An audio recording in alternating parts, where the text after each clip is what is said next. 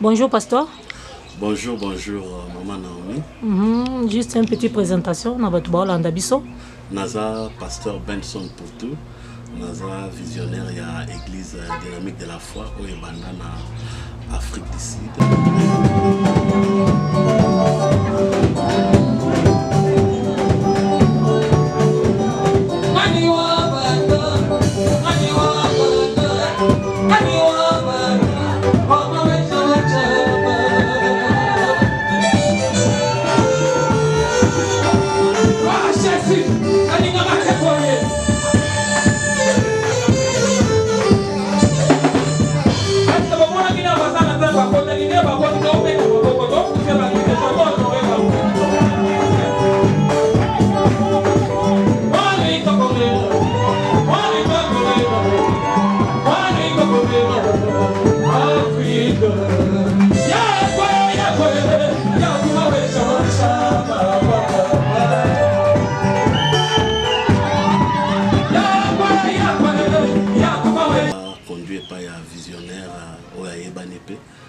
L'évangéliste qui s'amène à Kibila, il y a des papas dans Molimo et puis Tilelo.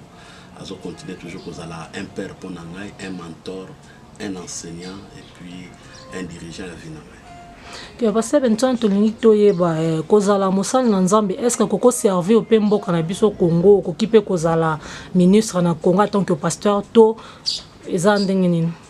Non, obligatoirement appel en Nzambe eza vocation.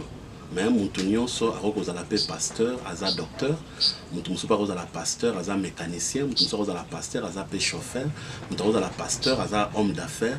Pourquoi pas mutu aza pasteur, mais aza pe na vocation ya ko salela mboka na ye tant que politicien. Donc tokoki ko exclure yango te. Na kati ya Bible tozana plusieurs exemples ya bato Nzamba saleli puissamment na badon lokola ba Joseph. Mais en dehors de ça, c'était un homme politique. Daniel a commis le livre de Daniel rempli de messages spirituels, mais Daniel fut aussi un grand politicien.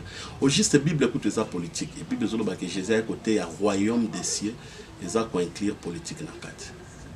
Merci. Et quand on a des difficultés, nini oyo okutani nango pour na kotia église na diaspora. Ouais, quand l'église dans la diaspora, c'est pas facilement Naomi, parce que la réalité est un peu différente. La mission, la réalité, surtout maintenant dans le Congo, parce que j'ai commencé, la première église on a établi à Kinshasa, précisément dans l'Imité. Mais tant que tu peux comprendre que la diaspora est différent. On a tous les deux tendances. Et pas autochtone d'abord, bazana culture mususu, bana vision mususu. Tu as un peuple qui est banzambe te. Donc vous avez un apôtre. Yondem tozo banda côté ya bango ABCD et le banzambe. Mais par contre chez nous, ils ont des papo bayaki basi ba trasa kinzela. Tant on a zo bana déjà côté le banzambe bo déjà basi ba yebi, basi ba yebi. Alléluia, amen et tout. Mais awa ozo ko bandela à zéro. Ozo la ksa muntu basambela kaboy, basala kaboy. Et puis ça peuple moko trop attaché au na awa, ba peuple moko trop attaché na bokoko na bango et puis na bakisi o est un peu différent n'est pas na biso ba yebi vérité. Alors na kati ya communauté na biso o ezali libanda. Tu as beaucoup tapé qu'ils ont moi maladie belé parmi yango ils ont que tout en bas au Congo ba se retrouver ah ba mi pesi mingi na musala donc combo mo ezala ah na ba biso na diaspora ils busy baza trop occupé pour na ko former ba tu facilité pour na ko mema ba tu na ba grande prière ils a passé ils a facilité alors ce soit un peu moins ba koko so tout dans la kati ya communauté mais à part ça ils ont musala ya Nzambe na ba forme na nyonso Jésus azoti ya mali lo banza mezo kende liboso.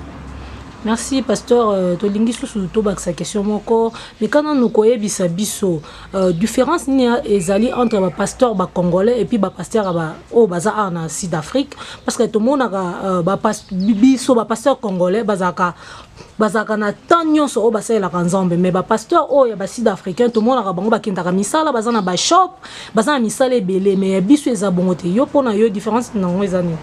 Non, vraiment différence exacte. Je crois que dans le Congo, il y a des pasteurs.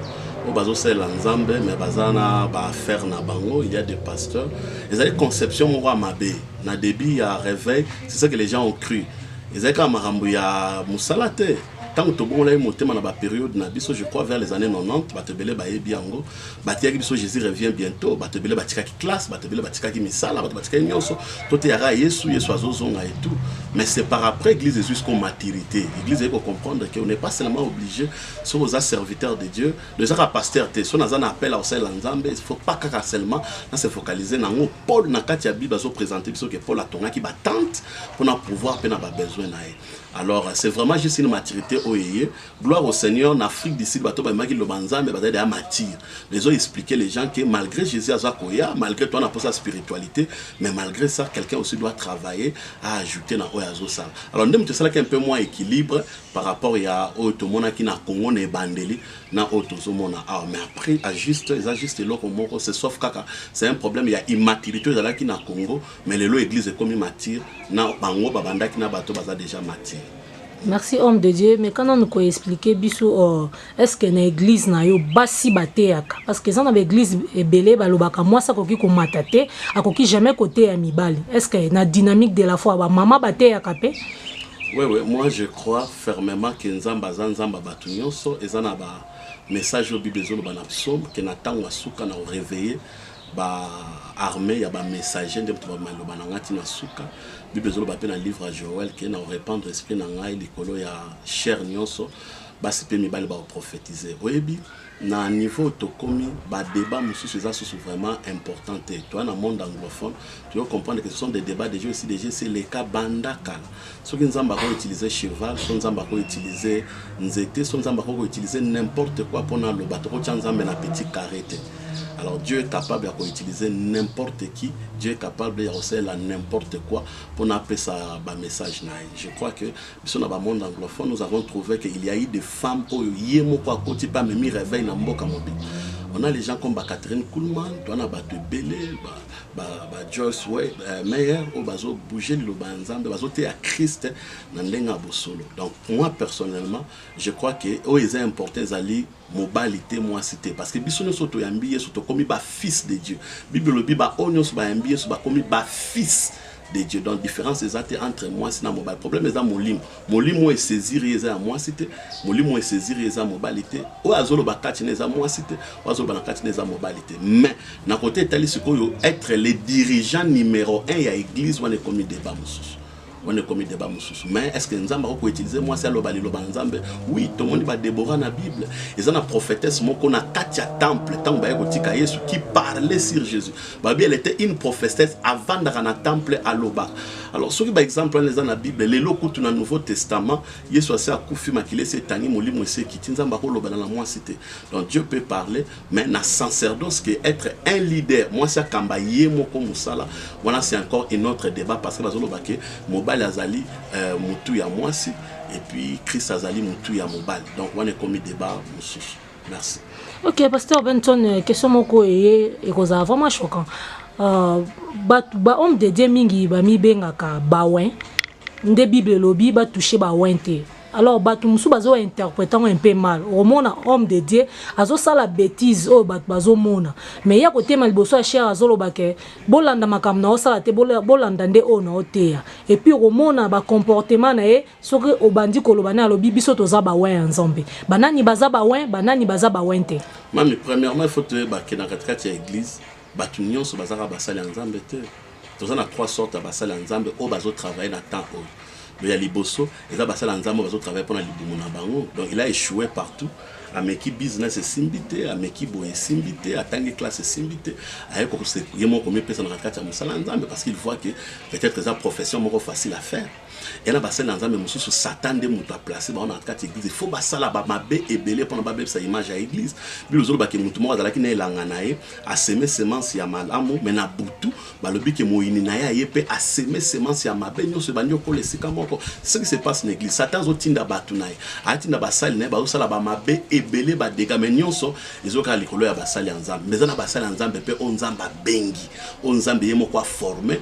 Et puis Bible zo ba différence les amoko. Bible to yeba bango nanini na misala na bango na ba fruit na bango sotant bazolo ba keto juger te mais or que bible zolo ba ya zolo ba na mono keto juger te to qui peut caractère na été mais bible zolo ba ki total ande caractère na ye pona to ba o ya zali donc tant bible zolo ba keto tala ba fruit na bango to ba za pona to critiquer bango te to finga bango te mais to ye ba bango ko moni o ya zala ne nzambe te donc akomi benga win akomi benga pote akomi benga pape etali biso te soki ba fruit na yo eza conformément ya liloba nzambe te pona ngai wa musala nzambe te.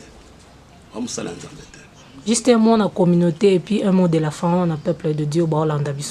Donc, le message est clair dans la communauté, c'est que les makambo ebele za ko salama na temps ya suka na la communauté elle va se décourager et surtout na milieu na biso chrétienne parce que ba na nzambe ebele lelo ebele ba décider ba vana na bandaku ebele ba décider ba kina ba église te ebele ba décider ba localiser sous nzambe de bandolo ka bango liboso te bande ko na ngai naza juste na besoin na meka un peu ko la musabino pour na bo comprendre que ma réunion ce salama que ça soit une église que ça dans le monde et ça vraiment ba signe attendre de la fin les lomo ko ba grande signe autoti ko zo obisonyo soto zo mona donc ça écoute message on a besoin na besoin na pe sabino ezali Jérusalem ezozonga lokola capitale centrale ya Israël.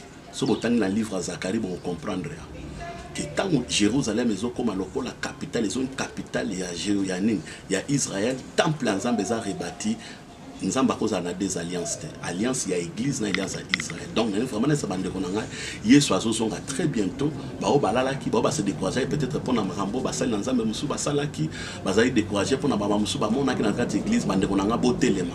Il y a un escamote, ma bezangi, dans la traite de ma famille, papa ne soit pas sala Ramabe, Basala Bamela, Bamasanga, Bazwa Bassi Moussou, toute la famille, l'église est un dap Nabiso.